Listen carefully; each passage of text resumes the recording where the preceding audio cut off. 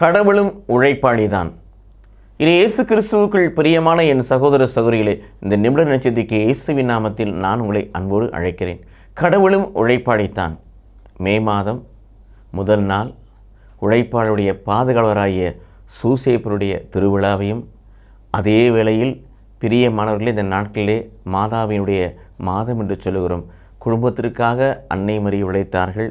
குடும்பத்தை ஒட்டுமொத்தமாய் காப்பாற்றுவதற்காக வளர்ப்பு தந்தையாகிய சூசை உழைத்தார்.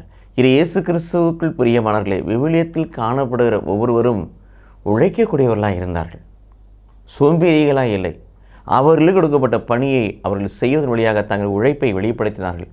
தந்தை கடவுள் உலகத்தை படைத்ததன் வழியாக தன் உழைப்பின் நிறைவை காணச் செய்கிறார். ஆண்டவராய் இயேசு கிறிஸ்து பாடுகள் பட்டு மரித்து உயிர்த்து இந்த மனுக்குலத்தை மீட்பதன் வழியாக தன் உழைப்பை வெளிப்படுத்துகிறார்.